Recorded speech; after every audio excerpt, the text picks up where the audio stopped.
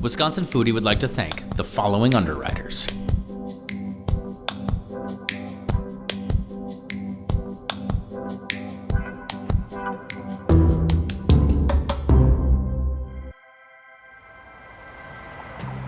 Folks often refer to the Midwest as this melting pot of cultures, and because of that, a melting pot of cuisines. Today, we get to meet with the owners of Cozzy Corner, Phillip and Heidi, and learn about their take on soul food and Southern cuisine in the heart of Appleton. We would like to consider ourselves a soul food restaurant. Soul food is a mixture of food from the South, so that would be considered like collard greens, cornbread, baked mac and cheese. We have ribs and pulled pork. So we're not too heavy on the barbecue, we're more soul food. It's called the Cozzy Corner with two Z's because one Z was already taken. We're on a corner, so Cozzy Corner made it two and made it work. The double Z's, after you eat, it makes you sleepy, so. I think Appleton was definitely ready for a place like this. There wasn't anything around like it at the time. The previous owners were actually the ones that opened it first, Tasha and Mike Banks, and we actually bought it from them. He was actually a food tester when Tasha opened it. So I was actually a food tester. And I also dabbled in cooking a lot when I was younger. Me and my brother always worked on the grill. I cooked for all our holiday events all the time. So cooking was like a passion of mine, and we had no real restaurant experience, but we both knew how to cook. She's a great baker. I'm a cook. So you put both of us together, it just worked. some days can be very long, but overall I love it. So we make everything pretty much from scratch. All our cakes, our puddings, our gravies, our spaghettis, Yams, chop them up. We actually peel them. And we like to tell people we're not fast food, we're good food. That's our motto all the time. The interior, it's everything from the South, where you have the music that originated in the South, all the blues, the R&B. All the tables have different themes to them, you know. We got James Brown, Barry White, B.B. King, A lot of the paintings are all from local artists too, so they came in and painted all of them. Everybody likes to eat and listen to good music. It's all the comfort when you're sitting down and you're jamming to the music. It almost makes the food better. We really put a lot of pride in what we do. We're definitely We're very good team. together. Both thinkers. She's the smart one though. I wasn't gonna say it, but she's a double major. I'm just. He's a good helper.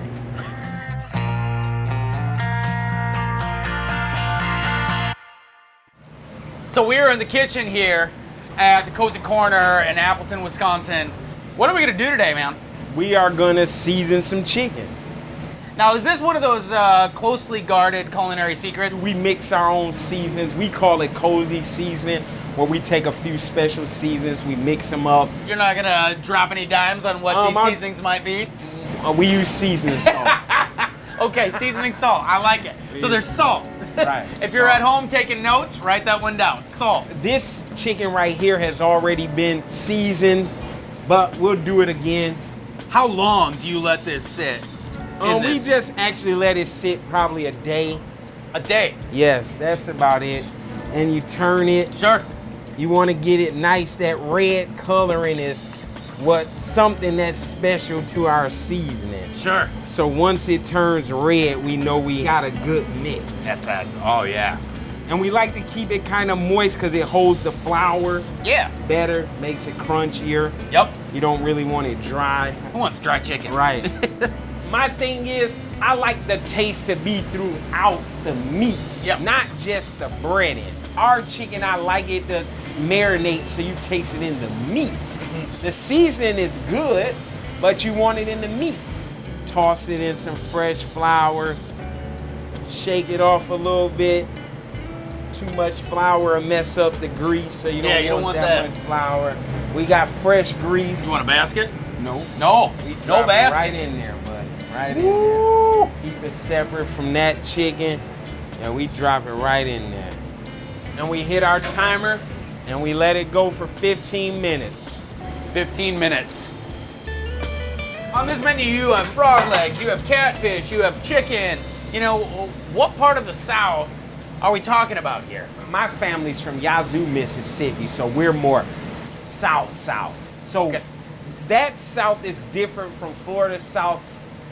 In the meats are different. Like, you know, the Mississippi area, we're more smothered pork chops, we're more smothered chicken, we're more parts of the pig versus the gator. So they eat chitlin, hog mugs, pig feet, pig snout, pig ears, you name it. They're from the rooter to the tutor, we're gonna eat it. Cause that's how this food originated. You know, like in the days of like slavery, we get all the slops. So we just make do with what we had. That's how soul food originated through history. So if whatever was the leftovers that the plantation owners didn't eat, they give to the slave. So then the slaves made the chitlins, the pig feet. Then you just add, you know, whatever you grew in the farm, the greens, the yams. That's how soul food originally came about. So throughout time, my great-great-great-great-grandma showed my great-great-great-grandma whatever they were eating. So throughout time, we just kept it going. Because a lot of Midwestern people really don't know that history. Right. Know? We got history, and it needs to be told why this food is here. What makes tacos for, you know, Mexican people, or lasagna for Italian people, you know? So soul food for African Americans is a like deep part of our history. Uh-oh, it's go time. This is the moment that we've all been waiting for. The fried chicken. I'm giddy with anticipation. This is my giddy face. All right. You see a plate of fried chicken like this in front of you, what's the first thing you look for? The color. Okay. Because the color will let you know the seasoning. Okay. If this was any lighter, you could kind of tell a place didn't use that much seasoning, because when seasoning is on the chicken, it'll turn a nice golden brown color. Okay. Over seasoning it, it would have burned the seasoning first before it even cooked the chicken. So this stuff, to me, is perfectly seasoned. This is it. This is the moment of truth. The science, the wisdom, the love, the passion, the care, the culture, the tradition. You'll taste it. Is this mine? You can dig in. Don't go too fast because it is hot. Did you see me grab that thing? Like I'm ready to just go ham on this thing. It's crunchy, nice, juicy, guaranteed. Yeah, I got the juicy guarantee. I promise you it will. Tall be. order. Here we go. You can hear it. That is so crunchy. Oh, hot. Oh my God. It's delicious. I mean, it's awesome. Still juicy. Still juicy, like ridiculously juicy. The timing helps because you can get it perfect. And perfect this is. The crispiness of that outside, and I gotta say, like, I'm a fan of my grandma's way, which is the buttermilk, but this is consistently and across the board amazing. So you were saying earlier that you put sauce on yours? Yeah. What sauce do you do? I like the spicy. Yeah, I like it hot. Can I try a little bit of that spicy sauce? See, we keep it simple. Keep it light so it don't soggy up the chicken. We still want you to taste the crispiness of it. So right there, it's perfectly done. That was perfect. I gotta give myself a hand clap for that one. So much perfection in this place. That's Like, are they perfect. taken? It's hot on hot. Hot on hot? You like Hot on this? hot on hot. Good luck, is that what I got? Oh man,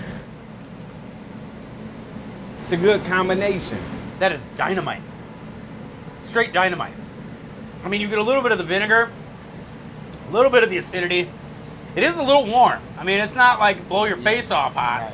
but it is delicious. And the way that works with that crispiness, That's why we don't smother it. We Oh, put the man. right amount of sauce on it so you can actually, taste it. You don't want the fire to be overwhelming the food. that is delicious. Straight up. Thank you, brother. We are downtown Appleton, and this is so filled with the flavors of Mississippi and cultural traditions that you are bringing right here for people to check out. I appreciate you guys coming. Thank you for your time, man. This is great. This is great. I'm gonna keep eating before they take this away from me, okay?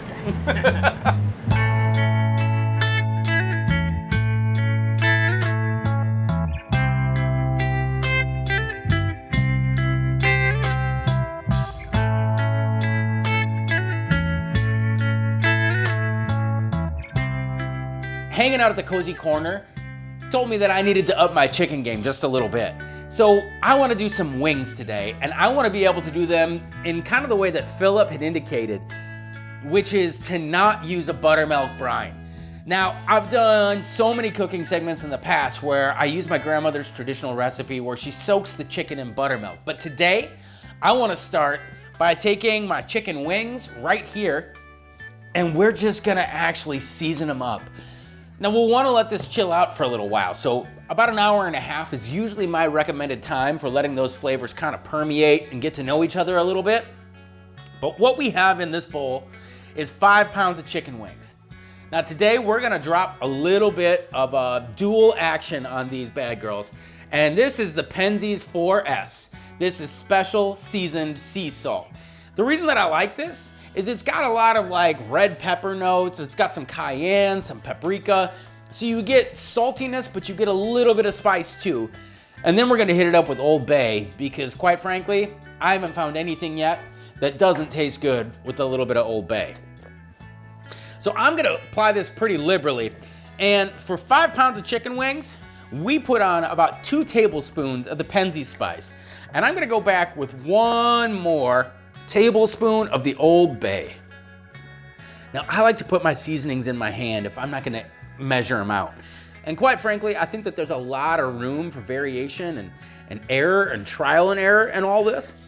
But the reason I put them in my hand is because I can feel them. I can see that cumulative spice add up, or where I might need to add a little more or take a little bit away. Now that I've got my chicken wings seasoned up on top, I'm gonna give them a good toss here. All right, we're gonna let these chill out. They've been evenly coated with that spice rub, and we're gonna come back to them in about an hour and a half. In the meantime, I'm gonna take my Dutch oven, and this is our standard run-of-the-mill enameled cast iron Dutch oven that you can buy at just about any big box store. And I'm gonna place inside of it about 2 quarts of shortening. This happens to be Crisco, which my grandma swore made great fried chicken. And I'm gonna take her word on this one because it was great fried chicken. We're gonna add that. But I like a little bit more flavor too, and I like knowing a little bit of that ingredient. So I have right here about a pint or 1 pound of lard that's been rendered out from an animal. I want this to come to about 325 degrees, and this can go nice and slow and low because we want that oil to be a consistent temperature. Okay, while that oil is coming to temperature, we've got a little bit of downtime on our hands. So what we wanna do is we wanna make a bangin' blue cheese dressing. Now the recipe for this can be varied widely because, quite frankly, we have a lot of options for blue cheese here in Wisconsin. But today, I wanna use one of my favorites, Deer Creek's Indigo Bunting.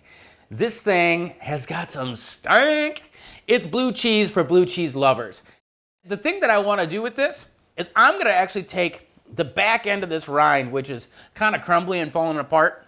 I'm going to put that right in here. Now this is like an 8-ounce block of blue cheese. And what I want to do after that is I have approximately 1 1/4 cup of buttermilk that we're going to pour right into the blender with the blue cheese. I have 3/4 of a cup of mayonnaise. And we're going to pop that in. Last but certainly not least, I've got 1 tablespoon of lemon juice. So I'm gonna then take and just do a pinch of salt and a couple grinds of black pepper. Now, we're gonna turn this thing on and let the magic happen. We're gonna start with this on low, obviously, and increase the speed.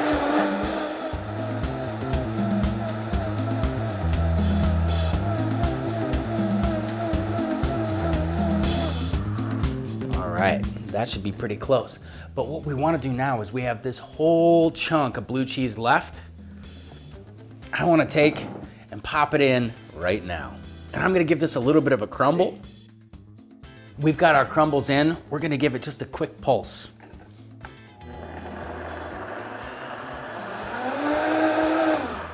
Boom. Ooh. Yeah, that's blue cheesy. That's good stuff. Let's set this aside. So we've let these wings marinate for about an hour and a half in that seasoning mix. And you can see it's evenly coating it. These look fantastic. Our oil is sitting exactly where we want it. That means it's time to fry. All right. So the trick to dropping wings in the hot oil is to do it carefully. We want to gently lay these in. So I'm gonna pop a few of these in. So in the spirit of Phillip, I want to make sure that these wings get good and cooked, because for the amount of chicken that guy cranks through in that restaurant, he's never had one order sent back for being undercooked. So I'm gonna actually set a timer for myself on my watch, and I'm gonna let these wings go for 7 minutes. And then I'm gonna flip them and let them go for another 3. That's 10 minutes of total cooking time, which should be more than enough for these chicken wings. Why do I like wings? I like wings because I like chicken, first and foremost. And I think wings are kind of a fun way. There's one of those foods that you eat with your fingers, and I really like tactile foods. But I also really like wings for like the accompaniments, right? Maybe you're a ranch person. Maybe you're a blue cheese dressing. Maybe you like the carrot sticks. Maybe you like the celery. There's a lot of different ways you can garnish out the wings, and they don't necessarily stand as maybe the focal point. You get that hot sauce. You get, the butter that we're gonna do next. It's rich. My mouth is watering right now because the next steps for this are kind of the crucial key steps. All right. I'm coming up on my 7-minute mark, so I'm gonna give these a flip. So a couple of things that I look for when I'm cooking chicken to ascertain if maybe it's done or not. First and foremost, I look for any moisture leaving the pieces of chicken. And as it comes out, I'm looking to see if that moisture has color or if it's clear.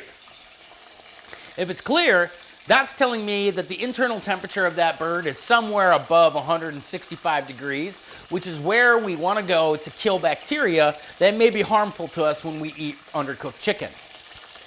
The second thing that I look for is that nice crispy golden skin, because if we're cooking this with the fryer at the right temperature, this skin should be gorgeous. And right there is about as pretty as it gets. So my 10-minute timer is up. What we're gonna do is we're gonna get these out. We're gonna get as much of that oil off of them as we can. And these are looking good. Yeah, game day wings. We're gonna put them in our steel bowl here and let that skin get a little crispy and delicious. What we're gonna do while these wings are still hot, and we got all the smells and good feels coming off of them right now, I'm gonna take 1/2 of a stick of butter,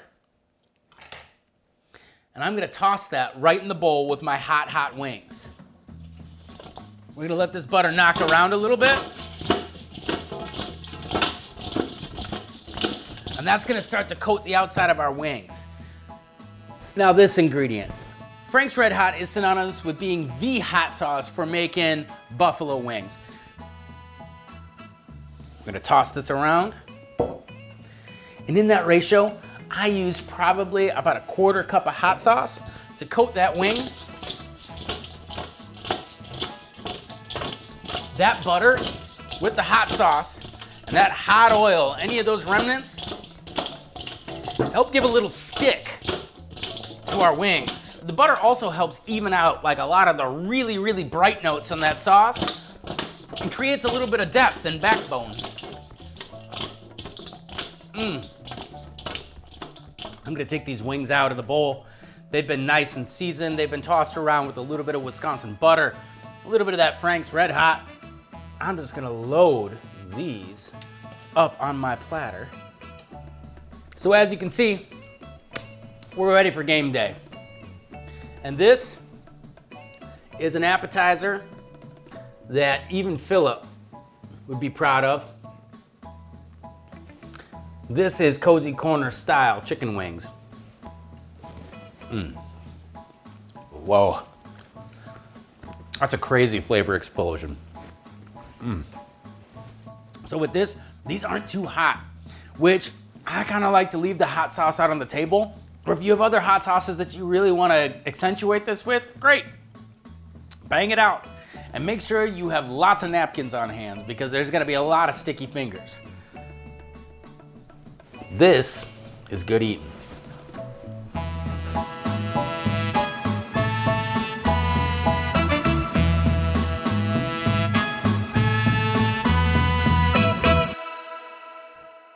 Now the only thing I've never tried here, frog legs. Frog legs? I won't eat them. You won't eat frog legs. The crazy thing, I've eaten elk, buffalo, bison, bear, squirrel, raccoon, rabbit, snake, gator, but I won't eat frog butt. I won't eat the Kermits. No. Try frog legs for the first time ever.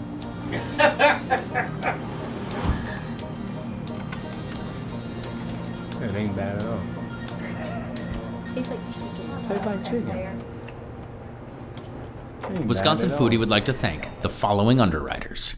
The dairy farmers of Wisconsin are proud to underwrite Wisconsin Foodie and remind you that in Wisconsin, we dream in cheese.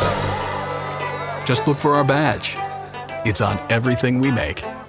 At Organic Valley, our cows make milk with just a few simple ingredients: sun, soil, rain, and grass, and grass, and grass. Yeehaw! Organic Valley grass milk. Organic milk from 100% grass-fed cows. Employee-owned New Glarus Brewing Company has been brewing and bottling beer for their friends only in Wisconsin since 1993. Just a short drive from Madison, come visit Swissconsin and see where your beer's made. Wisconsin's great outdoors has something for everyone. Come for the adventure, stay for the memories. Go wild in Wisconsin. To build your adventure, visit dnr.wi.gov. With additional support coming from the Conscious Carnivore, from local animal sourcing to on-site, high-quality butchering and packaging, the Conscious Carnivore can ensure organically raised, grass-fed, and healthy meats through its small group of local farmers. The Conscious Carnivore. Know your farmer, love your butcher. Feeding America Eastern Wisconsin is the largest local hunger relief organization in the state. With your help, we ensure your neighbors in need don't have to worry where their next meal may come from. Learn more at feedingamericawi.org. Additional support from the following underwriters.